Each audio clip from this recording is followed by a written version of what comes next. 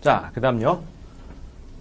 빛과 파동이 이제 여러 가지 성질, 특히 파동 일반적인 게 아니라 빛의 성질로 갑니다. 그럼 총 3개가 있다고 했죠.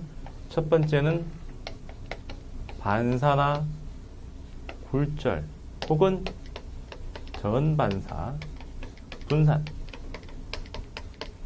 두 번째는 회절. 회절 아까 설명했고, 얘 중요한 건 간섭. 그 다음에 세 번째가 평광. 이렇게 되어 있습니다.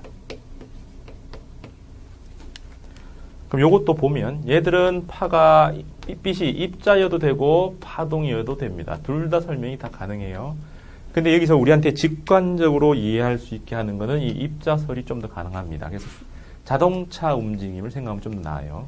근데 회절, 간섭, 특히 간섭으로 오면 어때요? 입자설이 아니다라고 부정되는 사례에 해당합니다. 그래서 이거는 파동성밖에 안 돼요.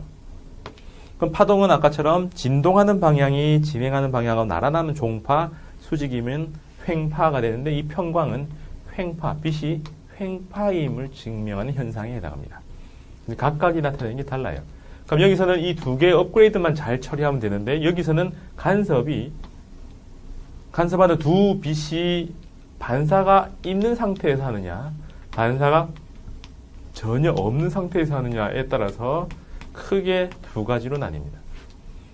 그럼 여기서는 또 세 가지 그 안에 하나 더 추가 이렇게 해서 총 6가지가 기본 패턴에 해당하는데 이 각각을 또 다 그냥 따로따로 독립시켜서 전개를 해야 돼요. 그래서 어릴 때부터 제일 많이 배운 건 여기지만은 디테일이 여기는 힘든 거고요. 이거는 현상 자체가 힘든 거서 6개 다 배워야 되는 거고, 평광은 그냥 그 케이스가 딱 2개가 나와 있는데 그 2개의 케이스를 정리하면 됩니다. 그러면 전체적으로는 이 6개 2개 케이스와 반사, 굴절, 전반사, 분산 요 현상을 같이 보는 것.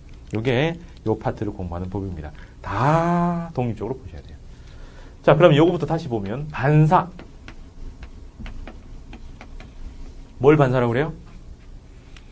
경계면이 있어야 됩니다. 매질의 경계면, 즉 다른 매질이 2개가 딱 만나 있는 이곳에서 파가 진행을 하다가 경계를 만나서 어떻게 해요? 원래 매질로 되튕겨 나가는 현상. 그럼 굴절은요? 똑같은 지점에서 일어납니다. 굴절은 똑같이 나와서 경계면에서 만났을 때 그 다음 매질로 뚫고 넘어가는 거죠. 다른 매질로 이동할 때 그 경로가 꺾이는 현상. 그죠? 그래서 반사와 굴절은 항상 같이 달아다닙니다. 왜요? 같은 지점에서 일어날 수 있으니까. 거의 대부분은 이 두 현상이 동시에 일어납니다.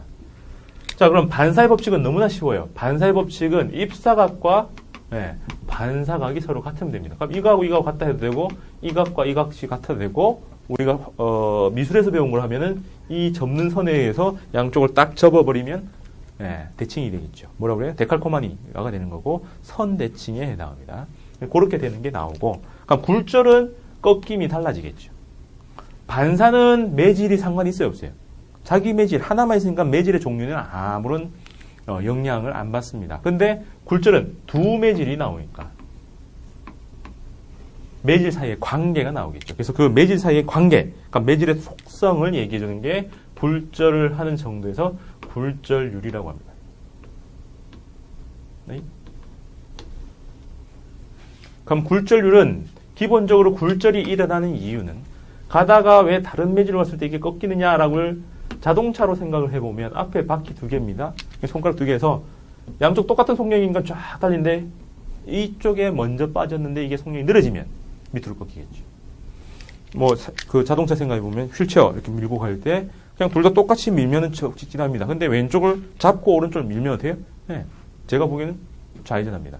오른쪽을 잡고 왼쪽을 밀면 우회전이 되겠죠. 잡은 곳, 즉 속력이 느려지는 곳을 끼고 돌게 되어 있습니다. 여기 끼고 이렇게 돌게 되어 있죠. 마찬가지로 이렇게 가다가 이렇게 꺾였다는 것은 이게 먼저 들어왔는데 이쪽의 속력이 더 느려진 거죠. 만약에 빨라지면, 이게 더 빨라지면 이렇게 가겠죠. 그래서 진행 방향이 꺾이는 이유는 기본적으로 뭐 때문에? 속력이 달라지기 때문에. 따라서 굴절률은 속력의 비율입니다. 속력이 느려질수록 잘 꺾인다.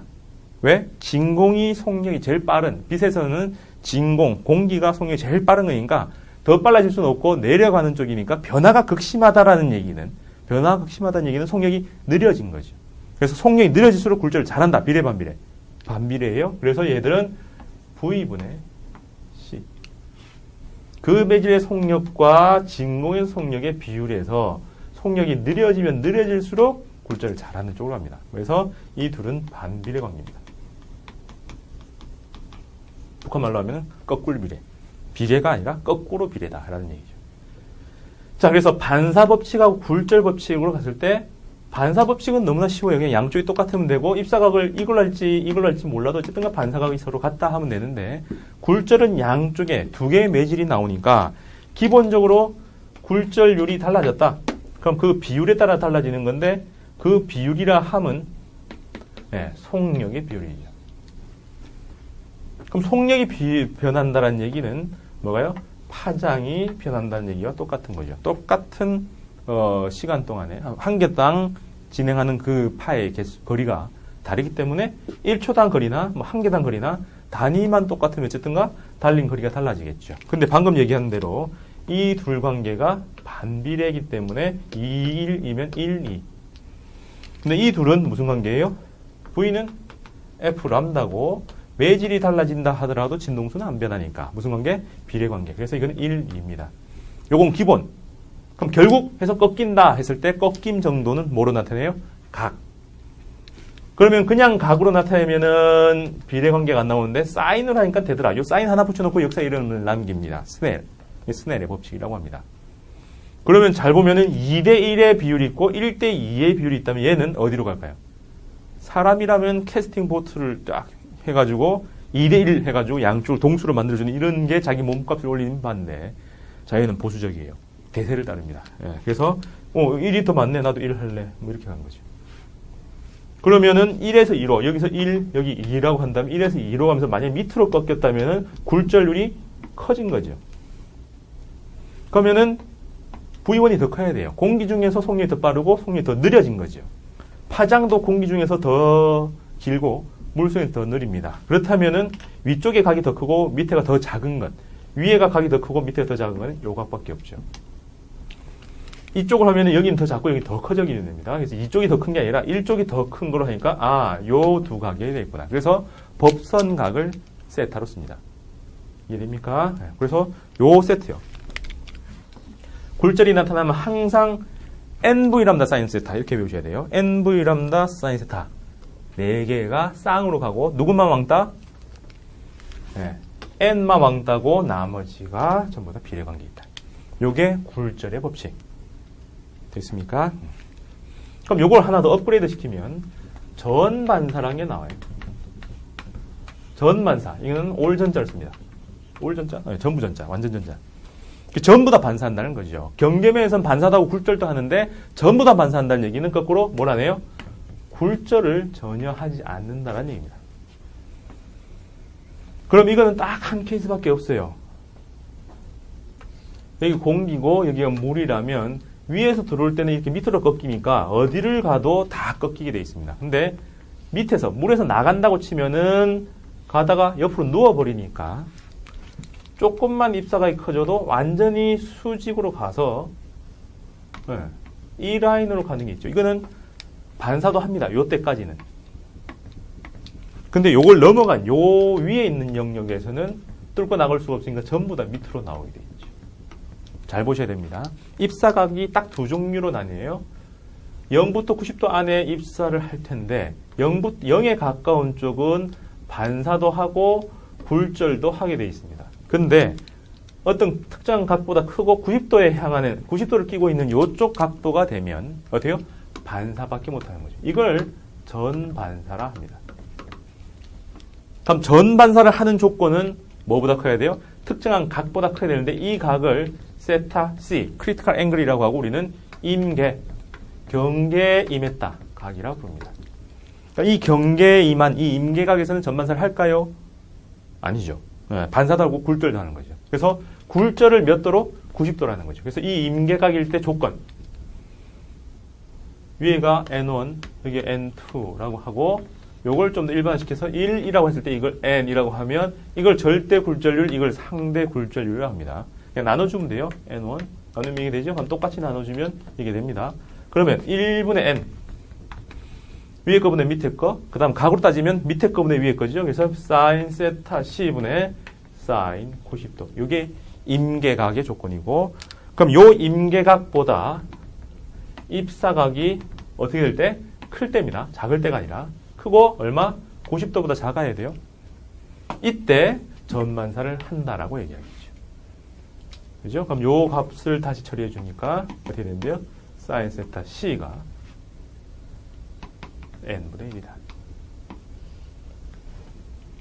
되겠습니까? 네. 그래서 요 둘을 연결해서 보니까 sin 세타 입사각 세타 c가 이렇게 바뀌니까 사인으로 바꾸면 90도보다 작을 때는 대소관계가 그대로지요? 각이 작을수록 세타도 sin 세타도 작아지니까 각이 커질수록 sin 세타 커지니까 요거는 그대로 남고 얘는 n분의 1보다 커지는 거죠. 요게 뭐 그냥 전반사가 아니라 전반사 한다라고 하는 서술형 문장을 수식으로 표시한 겁니다. 그죠? 그래서 요 전반사. 그럼 임계각이 중요하고 임계각일 땐 이렇게 갈 텐데 그 조건이 요 조건이다. 그럼 전반사를 한다라고 하면은 이 위쪽이다. 영역을 이렇게 표시해주고 값으로는 이렇게 표시하는 게 맞을 거라고 봅니다. 그죠? 그 다음에 이렇게 될 때 그럼 굴절되는 정도가 모든 매질에 동일하냐? 이게 아니라 빛의 종류,